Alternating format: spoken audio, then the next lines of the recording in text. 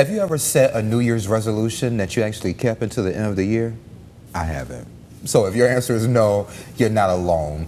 Dr. Radisha Brown is here to share more on setting positive intentions and resolutions for the upcoming year. Doc, it's good to see you again. Good to see you. I love being here and talking about the new year and resolutions and intentions. I'm all about it. And you're looking all blessed today. Blessed.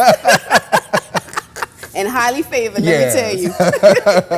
All right, so the majority of us fail in keeping those resolutions. Why is that? Right, because it comes with such heaviness, and we set ourselves up for failure because we have these high expectations about resolutions that we don't accomplish. So the first thing I tell everybody to do is to replace resolution with the word intention. Intention feels differently. It doesn't come with that expectation of, oh man, I messed it up last time, right? And so I often say, ask yourself 3 questions when you're setting an intention for the new year. The first question is, what do I want my life to look like? And when I say that, if you were watching your life on TV with no sound, what would that look like? Would you be walking through the park? Would you be walking on the beach? Would you be in the middle of the woods by yourself, just listening, looking at the trees? What do you want your life to look like? The second question is, what do you want it to feel like? Yeah. What does that feel like? I feel loved, I feel excited, I feel really brave in this moment. And then the third question is, what do I need to do to make this happen? And what if I can't answer those questions? Well, then if you can't answer those questions, then we need to reset our mindset around what we are able to accomplish, right? And so often we are afraid of life, afraid of things happening. And so we take a perspective of life happens to us and we don't have any control. So the first thing we'd work on is our mindset. And so that's why 2024 is always about being bold. Bold in the new year, right? We're going to step forth in it. And what does that look like? And bold looks like B stands for being authentic, meaning I can't be anybody else other than myself. So I'm going to own that, right? And so the O in bold stands for owning your own narratives. Oftentimes, people put stories around our lives and what we're supposed to do and what we're supposed to be like and what she is and what she is not.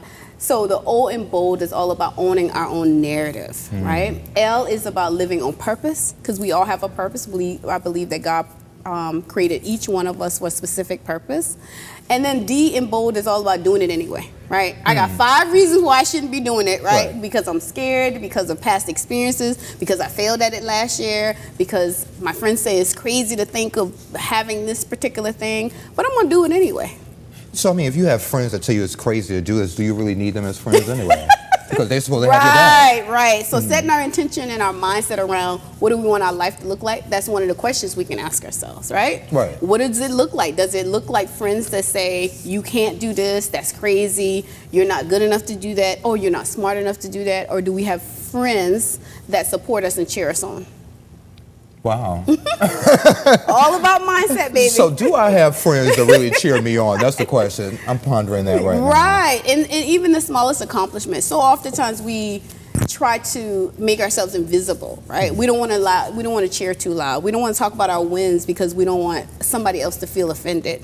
Boldness and standing forward is about celebrating even the smallest wins. And those that cannot celebrate with you, probably you should reconsider their role in your life. And this is going to be a new year, so might as well reconsider the role that you have, that those people have in your life. Better time than now. No better time than now to set those intentions and really asking yourself those 3 questions. What do you want it to look like, right? You get to decide. I always tell my clients, you are the author of your story, right? The rest of us just play roles, the roles that you put us in your story. You get to decide. If that's not something you want as a part of your journey, you don't have to. Nobody says you have to. You decide, right? And so it's about taking our power back, owning our own story, our own narrative, and then walking in our truth and purpose. I like it. So if we looking for love for 2024, you got any advice on that? Right. Everybody looking for love, right? Love and weight loss is probably two things that people look for. Y'all see this? You need to stop. I would say set your intentions on love, making it a priority. Here's the thing, if you're just in your house ordering from Amazon, unless it's going to be the Amazon delivery driver, it is very unlikely that your partner is coming through the front door.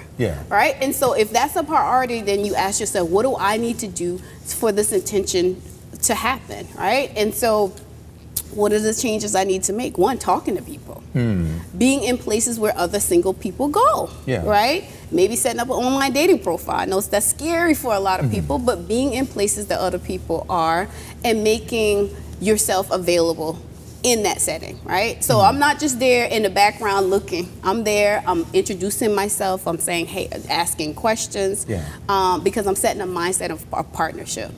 Partnership is work. Yeah. It's work to find it and it's work to keep it. So is that what you want? And if it is, then do the work. Yeah. It's not. It doesn't come easy, but it's certainly worth it.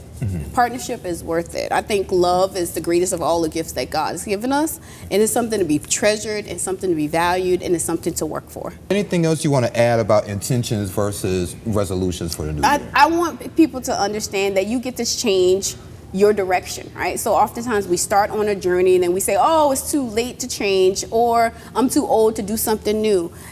I want you to take the caps off. I want you to take the limiting beliefs off in the new year and really walk in your purpose and your truth, whatever it is. And it's never too late. You know, change is scary. Change is very, very scary, because even in the most toxic situations, toxic relationships, toxic home life, we become familiar with it. We know how to handle it, right? Calmness is the thing that makes us uncomfortable. Change is the thing that makes us uncomfortable. So get comfortable with the uncomfortable so that you can have your breakthrough. I like it. Well, Doc, thank you for being here. I appreciate it. Thank you. It's always fun. You know, two folks. Well, I'm from Charleston. You visited Charleston. Yeah. I worked down there for about 10 years. So, hey, Charleston's like a second home. All right. Absolutely. Absolutely. Just sharing some love. There you go. And we'll be right back.